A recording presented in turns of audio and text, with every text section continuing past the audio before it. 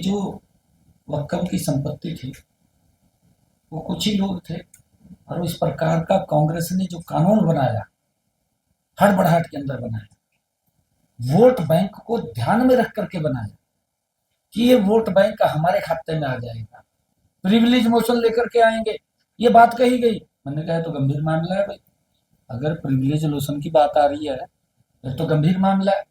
हम उसकी तय में गए तो देखा कि 1976 से पहले और उस विकसित भारत को लेकर के विकसित हरियाणा मजबूती से, ये डबल इंजन की सरकार आदरणीय प्रधानमंत्री जी के साथ मिलकर के काम कर रही है, और आगे भी हमारा हरियाणा मजबूती से आगे बढ़ेगा।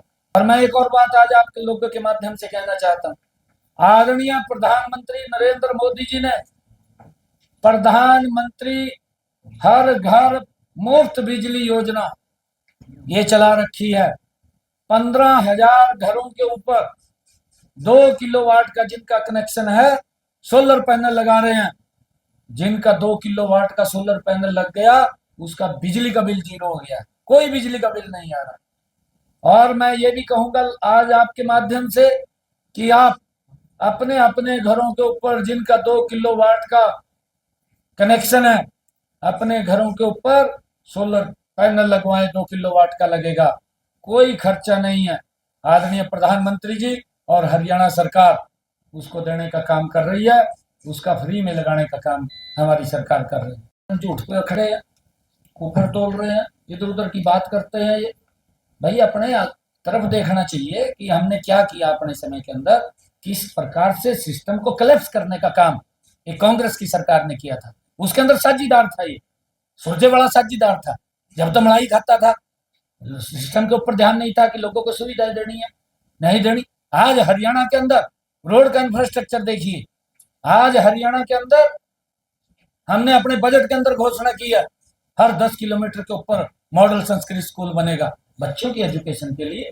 हर क्षेत्र के अंदर ये विकसित हरियाणा, आदरणीय प्रधानमंत्री जी का जो विजन है विकसित भारत, और उस विकसित भारत को लेकर के विकसित हरियाणा मजबूती से, ये डबल इंजन की सरकार आदरणीय प्रधानमंत्री जी के साथ मिलकर के काम कर रही है, और आगे भी हमारा हरियाणा मजबूती से आगे बढ़ेगा।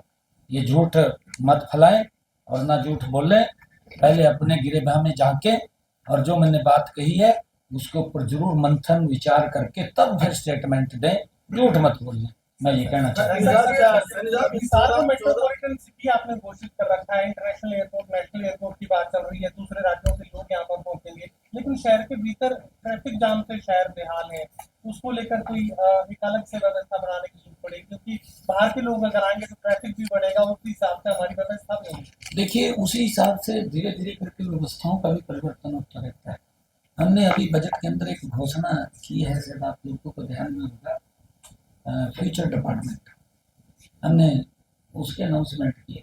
आने वाले 20 वर्षों के अंदर हमें क्या चीज की आवश्यकता है उसकी प्लानिंग आज खड़ी हुई, वो डिपार्टमेंट ही काम करेगा, वो देखेगा कहाँ क्या हमने खड़ा आज करना है जिसका लाभ मेरे हरियाणा के लोगों को मिले, उसके ऊपर देखेगा ना, विचार करेगा ना, उसके अंदर एयरपोर्ट पर और क्या क्या एक्सपेंशन होंगे, क्योंकि काफी सारी दूसरी यूनिट यहाँ पर लाई जा रही है, तो वो क्या क्या कामकाज होना है? नहीं देखिए बहुत सारे अभी एयरपोर्ट का उद्घाटन आदरणीय प्रधानमंत्री जी के कर कमलों द्वारा हो रहा है, हमारे लिए बड़े सौभाग्य की बात है, हमने तो स्वागत करना चाहिए।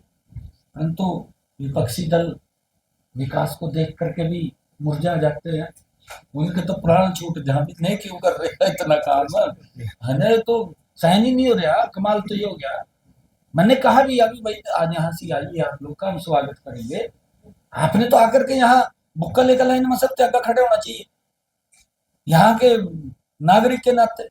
मुख्यमंत्री जी आज मुंह से जो बताया गया उन्होंने वक्फ के कानून के खिलाफ सुप्रीम कोर्ट जाने की बात की, कांग्रेस के जो विधायक।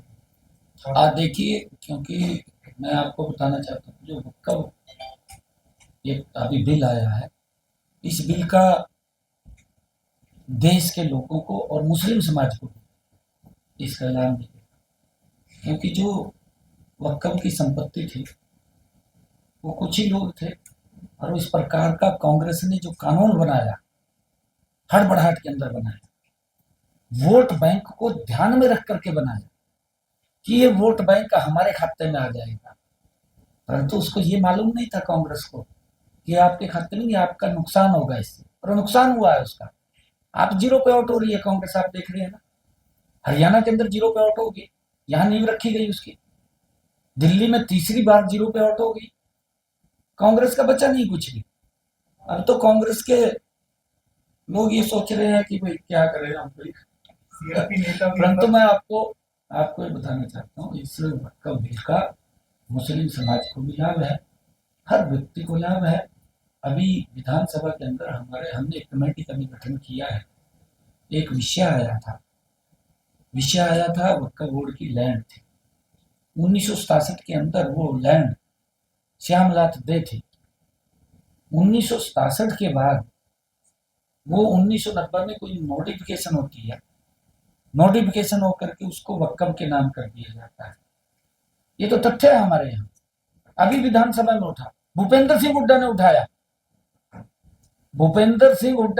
कि रोहतक के अंदर वहां के जो बत्रा जी विधायक है, यहां तक कहा गया कि ये सरकार का गलत जवाब दे रही है, प्रिविलेज मोशन लेकर के आएंगे, ये बात कही गई। मैंने कहा तो गंभीर मामला है भाई, अगर प्रिविलेज मोशन की बात आ रही है फिर तो गंभीर मामला है।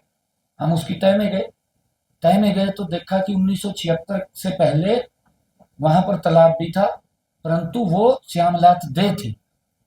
परंतु जब वो 1990 के अंदर नोटिफिकेशन हो गया कि वक्फ की लैंड है, उसमें कास्ट दिखाई गई, कोई तालाब नहीं दिखाया गया, यहाँ कोई तालाब है, वक्फ के नाम कर दी। ये हमने तो जो कागजों में था वो था, जब डीपली गए उसके तो श्यामलाल दे निकली। तो इसका कहीं ना कहीं नुकसान, वो देखिए इसका लाभ भी होगा और मुस्लिम समाज को भी लाभ है कि जो इतनी बेशकीमती प्रॉपर्टी है, उस प्रॉपर्टी का एक इस बिल के आने से उसका सुदृढ़ीकरण हो, उसका